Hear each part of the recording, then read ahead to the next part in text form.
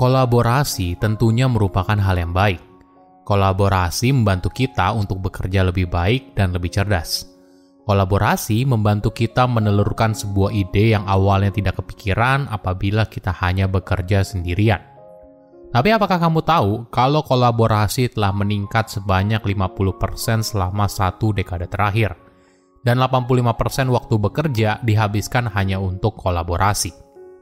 Buat kamu pekerja kantoran, kamu pasti pernah dengar bos kamu atau bahkan kamu sendiri yang tiap hari kerjaannya meeting terus.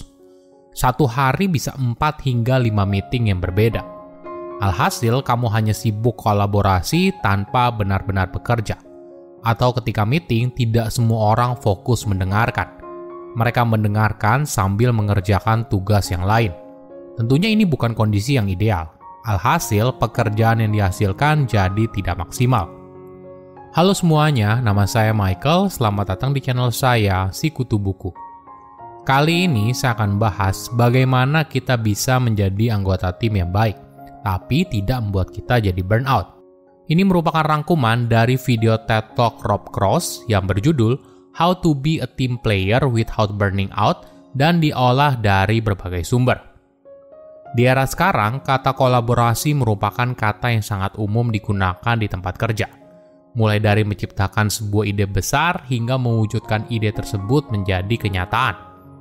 Tempat kerja modern sudah dibentuk dengan berbagai fasilitas untuk menunjang kolaborasi. Mulai dari sesi meeting dan brainstorming, email, chat, dan begitu banyak alat lainnya yang membantu kita untuk berkolaborasi. Tapi masalah muncul ketika kondisi ini justru menjadi overload.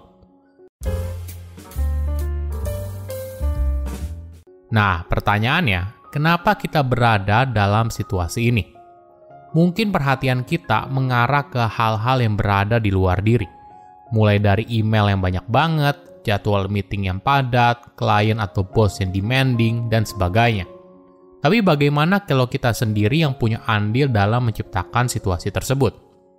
Bagaimana bila kita justru terlalu bersemangat untuk ikut dalam sebuah kolaborasi?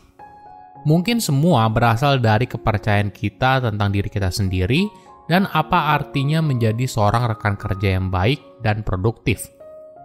Ada banyak pemicu yang membuat kita cepat sekali bilang iya ketika ada ajakan kolaborasi.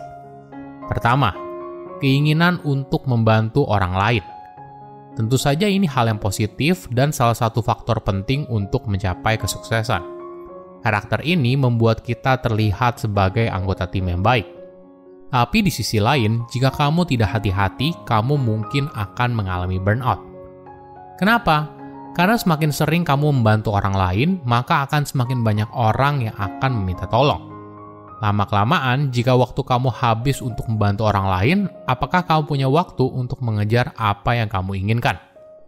Bukan hanya itu, ketika pekerjaanmu makin banyak, kamu mungkin saja menjadi bottleneck di beberapa proyek.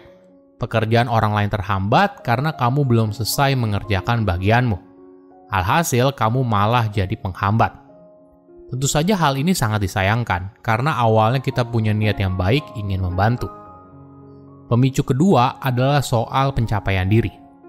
Kita mungkin punya dorongan dalam diri untuk sukses dan menjadi produktif. Selain itu, setiap kemenangan kecil yang berhasil kamu raih, tentunya ini membuat kamu bahagia dan puas, kan? Perasaan ini lama-kelamaan membuat kita jadi kecanduan. Alhasil, kita jadi fokus menyelesaikan hal-hal kecil untuk orang lain dan menghindari hal-hal yang besar dan kompleks. Padahal, hal ini justru punya dampak yang signifikan kepada kesuksesan pribadi. Pemicu ketiga adalah rasa takut. Mungkin alasan kamu mengambil begitu banyak pekerjaan adalah rasa takut. Kamu takut apabila kamu menolak, kamu nanti tidak dapat proyek lagi. Kamu takut kehilangan kesempatan. Dan begitu banyak ketakutan lainnya. Kamu merasa perlu terlibat karena khawatir mungkin saja ini merupakan sebuah kesempatan emas. Di sisi lain, kamu mungkin merasakan ketakutan yang berbeda. Alasan kamu bekerja hingga burnout karena kamu takut kehilangan kendali. Banyak pemimpin seringkali terjebak dalam dilema ini. Mereka takut mendelegasikan sebuah pekerjaan kepada orang lain, entah takut hasilnya tidak sesuai, atau memang dia sulit membedakan mana hal yang punya resiko tinggi dan mana hal yang punya resiko rendah. Alhasil, semua hal harus kamu kerjakan sendirian. Mulai dari hal besar seperti keputusan bisnis, hingga hal-hal kecil seperti mau makan siang apa untuk kamu dan klien. Alasan lainnya, kamu mungkin takut bagaimana pandangan orang lain tentang kamu ketika kamu bilang tidak atau ketika responmu lambat. Alhasil, kamu berusaha menyenangkan semua orang yang pada akhirnya bisa merusak segalanya di masa depan.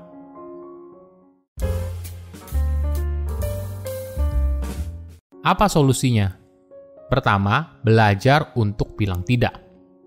Jangan terjebak dalam pemikiran kalau kamu tidak punya kendali jika berada dalam situasi tersebut. Ingat, jawaban kamu tidak harus di antara dua pilihan antara iya dan tidak. Jika kamu mendapatkan sebuah tugas atau permintaan dari atasan atau rekan kerja, kemungkinan besar mereka tidak tahu apa yang sedang kamu kerjakan. Jadi penting untuk tahu apa tanggung jawabmu dan kapan harus kamu kerjakan.